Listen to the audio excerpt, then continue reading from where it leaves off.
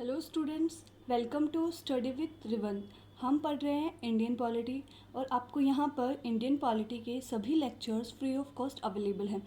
अगर आपको Indian polity के और करंट अफेयर के सारे लेक्चर्स देखने हैं तो आप मेरे चैनल को लाइक, शेयर और सब्सक्राइब ज़रूर करें। हम पढ़ रहे हैं इंडियन पॉलिटी। इंडियन पॉलिटी में हमने अभी तक अमेंडमेंट ऑफ द कॉन्स्टिट्यूशन तक कर लिया है। आज हम पढ़ेंगे बेसिक स्ट्रक्चर डॉक्ट्राइन। ये जो बेसिक स्ट्रक्चर डॉक्ट्राइन है ये हमारे कॉन्स्टिट्यूशन का कोई पार्ट नहीं है। ये हमारे सुप्रीम कोर्ट ने दिया है एक जजमेंट के थ्रू। सुप्रीम कोर्ट ने जो केशवानंदा भारती केस था 1973 का, उसमें जजमेंट दी थी, बेसिक स्ट्रक्चर ऑफ डॉक्ट्राइन दिया था। ठीक है, ये इतना इम्पोर्टेंट है कि हमें इसे अलग एक चैप्टर के तरह पढ़ रहे हैं। 1973 में एक केस हुआ था, केशवानंदा भारती केस। ठीक है, उस केस में सुप्रीम कोर्ट ने अपना जजमेंट दिया था कि बेसिक स्ट्रक्चर डॉक्ट्राइन दी थी उन्होंने, सुप्रीम कोर्ट ने।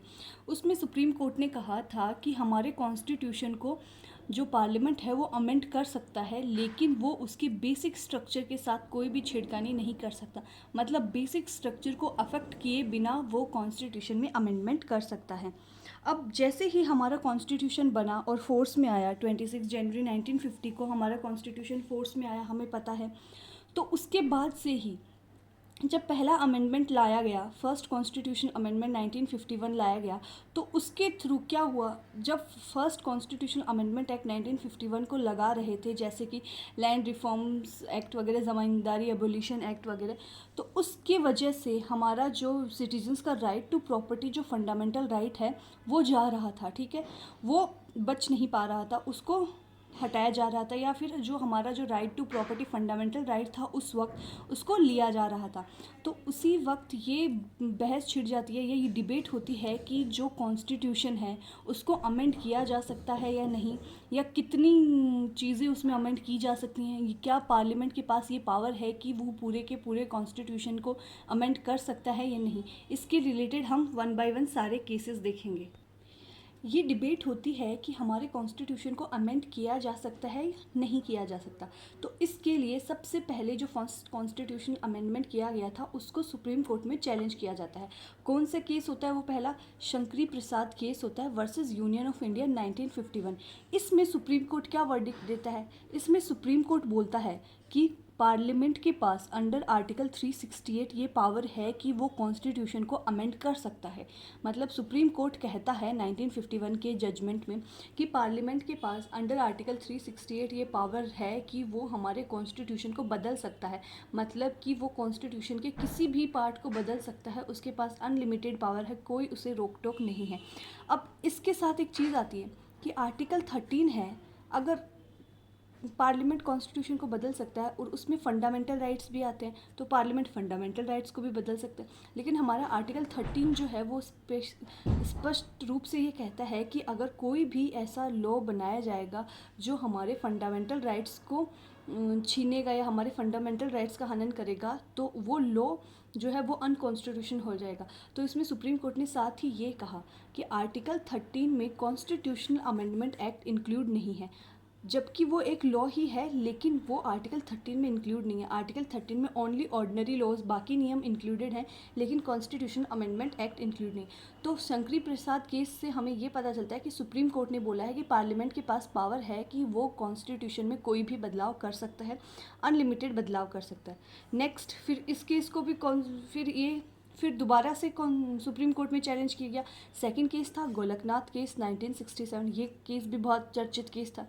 इसमें 11 जज की एक बेंच बैठी थी। ठीक है, इसमें सुप्रीम कोर्ट ने कहा था कि फंडामेंटल राइट्स कांट अमेंड। इसमें सुप्रीम कोर्ट ने कहा था कि फंडामेंटल राइट्स को अमेंड नहीं किया जा सकता, क्योंकि अगर फंडामेंटल राइट्स को अमेंड कर ही सकते हैं तो उनको दिया ही क्यों है फिर कॉन्स्टिट्यूशन में?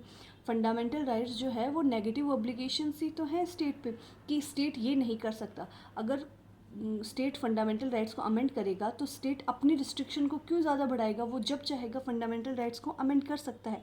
तो इसमें ही सुप्रीम कोर्ट ने कहा कि जो पार्लियामेंट है वो फंडामेंटल राइट्स को अमेंड नहीं कर सकता, और आर्टिकल 13 में उसने इंक्लूड कर दिया कि आर्टिकल 13 में ऑर्डिनरी लॉ के साथ कॉन्स्टिट्यूशन लॉ को भी एक लॉ माना जाएगा, चाहे वो कॉन्स्टिट्यूशन में बदलाव किया जाए, लेकिन नियम तो है ना।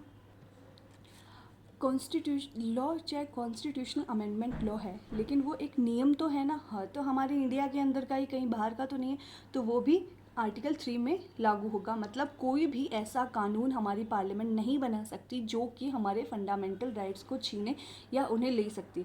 तो गोलकनाथ केस के अंदर क्या वर्डिक्ट है सुप्रीम कोर्ट का कि पार्लियामेंट के पास कॉन्स्टिट्यूशन को अमेंड करने की पावर तो है, लेकिन वो फंडामेंटल राइट्स को अमेंड नहीं कर सकता। ठीक है, इसका मतलब है कि ना ही वो फंडामेंटल राइट्स को ले सकता है, ना ही कोई फंडामेंटल राइट उसके अंदर इंक्लूड कर सकता है। अब जो फर्स्ट शंकरी प्रसाद केस था उसमें था कि पार्लियामेंट के पास सारी पावर थी, पार्लियामेंट के हाथ में सारी पावर थी कि वो कॉन्स्टिट्यूशन को अमेंड कर सकता है, तो पार्लियामेंट खुश था, उसने कोई अमेंडमेंट नहीं करा। गोलकनाथ केस के अंदर उसकी वो पावर छीन गई। अब पार्लियामेंट से पावर छीन गई तो वो गुस्से में आ गया, तो पार्लियामेंट ने 24th constitutional amendment and 25th constitutional amendment किया, 24वां और 25वां कॉन्स्टिट्यूशनल अमेंडमेंट किया। इस अमेंडमेंट में क्या किया पार्लियामेंट ने इसमें आर्टिकल 13 और 368 को ही अमेंड कर दिया। क्या अमेंड किया? इसमें ये किया कि इसमें पार्लियामेंट ने ये अमेंडमेंट किया कि जो पार्लियामेंट है, ये पार्लियामेंट की शॉर्ट फॉर्म में आप ध्यान रखिएगा, जो पार्लियामेंट है वो फंडामेंटल राइट्स को ले सकता है। मतलब पार्लियामेंट चाहे तो कॉन्स्टिट्यूशनल अमेंडमेंट करके फंडामेंटल राइट्स को अमेंड कर सकता है अंडर 368 की जो उसकी पावर है। ठीक है, और ऐसा जो ये करेगा पार्लियामेंट, कॉन्स्टिट्यूशनल अमेंडमेंट करेगा जिसमें वो फंडामेंटल राइट्स को ले सकता है, उस एक्ट को आर्टिकल 13 के अंदर लॉ नहीं माना जाएगा।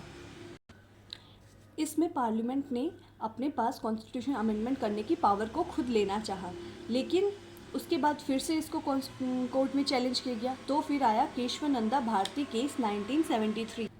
24वें और 25वें अमेंडमेंट के बाद कॉन्स्टिट्यूशन में इसको भी चैलेंज किया गया। फिर आया हमारा केशवानंदा भारती केस 1973, जो एक लैंडमार्क जजमेंट बोला जाता है हमारी इंडियन हिस्ट्री में, जो कि एक 13 जजों की बेंच थी। सुप्रीम कोर्ट जो वह है वो अपने जो वर्डिक्ट दिया हुआ है उसको ओवर रूल कर सकता है, लेकिन वो ओवर रूल तभी कर पाएगा जब नेक्स्ट जो भी जजमेंट होगा नेक्स्ट केस में, जैसे गोलकनाथ केस में 11 जजों की बेंच बैठी थी, तो केशवानंदा भारती केस में 13 जजों की बेंच बैठी है। ठीक है, जो केशवानंदा भारती केस है वो 24 अप्रैल 1973 में आया था। इसमें सुप्रीम कोर्ट ने क्या कहा? इसमें सुप्रीम कोर्ट ने बोला कि पार्लियामेंट के पास पावर है कि वो कॉन्स्टिट्यूशन को अमेंड कर सकती है, वो फंडामेंटल राइट्स को भी अमेंड कर सकती है, डीपीएसपीस को भी अमेंड कर सकती है और बाकी पूरे कॉन्स्टिट्यूशन को अमेंड कर सकती है। लेकिन पार्लियामेंट को ये ध्यान में रखना होगा कि वो अमेंडमेंट करेगी उस वक्त जो हमारे कॉन्स्टिट्यूशन का बेसिक स्ट्रक्चर है वो अफेक्ट नहीं होना चाहिए। मतलब कॉन्स्टिट्यूशन, जो पार्लियामेंट है वो कॉन्स्टिट्यूशन को पूरे को अमेंड कर सकती है जैसा वो चाहे, लेकिन हमारे कॉन्स्टिट्यूशन के बेसिक जो स्ट्रक्चर है उसको अमेंड नहीं कर सकती, क्योंकि अगर बेसिक स्ट्रक्चर को अमेंड कर देंगे तो हमारे कॉन्स्टिट्यूशन का कोई मतलब ही नहीं रहेगा। अब ये बेसिक स्ट्रक्चर क्या है? ये जो सुप्रीम कोर्ट है वो टाइम टू टाइम बताता है। एक बार के लिए अगर फिक्स कर देगा सुप्रीम कोर्ट कि भाई ये बेसिक स्ट्रक्चर है, तो पार्लियामेंट फिर गुस्से में आएगा कि इसने तो हमारी पावर लिमिट कर दी, तो पार्लियामेंट उनको देख के फिर उसके हिसाब से वर्डिक्ट करके और कॉन्स्टिट्यूशन में बदलाव लाने की कोशिश करे। अब केशवानंदा भारती केस में फिर से पार्लियामेंट के हाथों से पावर छीन गई, पार्लियामेंट फिर गुस्से में आ गया, पार्लियामेंट ने फिर लाया 42nd कॉन्स्टिट्यूशनल अमेंडमेंट 1976। इसमें पार्लियामेंट ने क्या किया? 42nd कॉन्स्टिट्यूशनल अमेंडमेंट एक्ट 1976 में पार्लियामेंट ने क्या किया? इसमें पार्लियामेंट ने अमेंडमेंट किया। एक 42nd अमेंडमेंट एक्ट था, वो बहुत ही बड़ा था कॉन्स्टिट्यूशनल अमेंडमेंट, लेकिन उसमें एक प्रोविज़न ये भी था कि पार्लियामेंट चाहे तो कॉन्स्टिट्यूशन में कुछ भी अमेंड कर सकता है और उस अमेंडमेंट को किसी भी कोर्ट में क्वेश्चन नहीं किया जाएगा, मतलब किसी भी कोर्ट में चैलेंज नहीं किया जाएगा। ये 42nd कॉन्स्टिट्यूशनल अमेंडमेंट एक्ट में लाया गया। 42nd अमेंडमेंट एक्ट के बाद में उसको कॉन्स्टिट्यूशन में चैलेंज किया गया, वो मिनर्वा मिल्स केस में था। मिनर्वा मिल्स केस में सुप्रीम कोर्ट ने जो 42nd कॉन्स्टिट्यूशन में 42nd कॉन्स्टिट्यूशनल अमेंडमेंट एक्ट में जो प्रोविज़न था उसको वॉइड बताया, मतलब इनवैलिड बताया कि इसमें पार्लियामेंट जो है वो कॉन्स्टिट्यूशन की बेसिक स्ट्रक्चर को वॉयलेट कर रहा है। Basic structure in the sense judicial review की पावर है वो छीन रहा है। तो सुप्रीम कोर्ट ने बोला जो जुडिशियल रिव्यू है वो एक बेसिक स्ट्रक्चर का पार्ट है। Parliament can't take away power of judicial review. Judicial review की पावर को पार्लियामेंट नहीं ले सकता। जुडिशियल रिव्यू है वो बेसिक स्ट्रक्चर का हमारा पार्ट है। तो पार्लियामेंट अमेंडमेंट कर सकती है, लेकिन पार्लियामेंट कॉन्स्टिट्यूशन में अमेंडमेंट कर सकती है, लेकिन वो कॉन्स्टिट्यूशन के बेसिक स्ट्रक्चर को अफेक्ट नहीं करना चाहिए। अब जब भी पार्लियामेंट कोई कॉन्स्टिट्यूशन अमेंडमेंट लाएगी तो सुप्रीम कोर्ट ये चेक कर सकता है कि वो अमेंडमेंट हमारे बेसिक स्ट्रक्चर को अफेक्ट कर रहा है या नहीं कर रहा। अगर वो अफेक्ट कर रहा है तो पार्लियामेंट उस अमेंडमेंट को नल एंड वॉइड डिक्लेयर कर सकती है। अभी हमारे पार्लियामेंट के पास क्या पावर है देखते हैं। अभी हमारे पार्लियामेंट के पास पावर है कि हमारा पार्लियामेंट कॉन्स्टिट्यूशन को अमेंड कर सकता है, but without affecting the basic structure of the constitution. Constitution के बेसिक स्ट्रक्चर को कोई अफेक्ट नहीं होना चाहिए। बेसिक स्ट्रक्चर क्या है? बेसिक स्ट्रक्चर को सुप्रीम कोर्ट ने डिफाइन नहीं किया, ये पावर सुप्रीम कोर्ट ने अपने पास रख लिया कि जैसे जैसे टाइम आएगा, टाइम टू टाइम केसेस होंगे, जैसे जैसे वक्त आएगा वैसे वैसे वो बेसिक स्ट्रक्चर को बताती जाएगी। अभी फ़िलहाल सुप्रीम कोर्ट ने कुछ ऐसे बताए हैं कि ये चीज़ें जो हैं ये बेसिक स्ट्रक्चर का पार्ट है। जैसे सुप्रीमेसी ऑफ कॉन्स्टिट्यूशन जो है ये बेसिक स्ट्रक्चर का पार्ट है। Sovereign democratic and Republic nature of जो इंडियन पॉलिटी ये भी बेसिक स्ट्रक्चर का पार्ट है। Secular character of the constitution, हालांकि सेक्युलर जो वर्ड है ये हमारे प्रियम्बल में 42nd अमेंडमेंट एक्ट के थ्रू ऐड किया गया था, लेकिन ये भी हमारे बेसिक स्ट्रक्चर का पार्ट है। जुडिशियल रिव्यू भी बेसिक स्ट्रक्चर का पार्ट है। Freedom and dignity of individual भी बेसिक स्ट्रक्चर का पार्ट है। वेलफेयर स्टेट भी हमारे बेसिक स्ट्रक्चर का पार्ट है। पार्लियामेंट्री सिस्टम भी बेसिक स्ट्रक्चर का पार्ट है। सेपरेशन ऑफ पावर जो है वो भी बेसिक स्ट्रक्चर का पार्ट है। Unity and integrity of Indian nation ये भी बेसिक स्ट्रक्चर का पार्ट है। फेडरल कैरेक्टर भी हमारे बेसिक स्ट्रक्चर का पार्ट है। तो हमने अभी आज देखा है basic structure of Indian constitution, मतलब हमारे पार्लियामेंट के पास अंडर आर्टिकल 368 ये पावर है कि वो कॉन्स्टिट्यूशन को अमेंड कर सकता है। उसका प्रोसीजर भी है कि वो किस तरह से अमेंड करेगा। लेकिन हमारा पार्लियामेंट कॉन्स्टिट्यूशन को अमेंड कर सकता है, लेकिन वो बेसिक स्ट्रक्चर को अफेक्ट नहीं होना चाहिए। इसके लिए अलग अलग जजमेंट में अलग अलग राय आई। कई बार सुप्रीम कोर्ट ने कहा कि पार्लियामेंट पूरे कॉन्स्टिट्यूशन को अमेंड कर सकता है, फिर अपने ही जजमेंट को ओवर रूल कर दिया कि नहीं कर सकता। इसलिए फ़िलहाल हमारे पार्लियामेंट के पास ये पावर है कि वो अमेंड कर सकता है, लेकिन बेसिक स्ट्रक्चर को कोई भी नुकसान नहीं होना चाहिए। ठीक है। अगर आपको पॉलिटी के सभी लेक्चर्स फ्री ऑफ कॉस्ट चाहिए तो आप मेरे चैनल को लाइक, शेयर एंड सब्सक्राइब ज़रूर करें।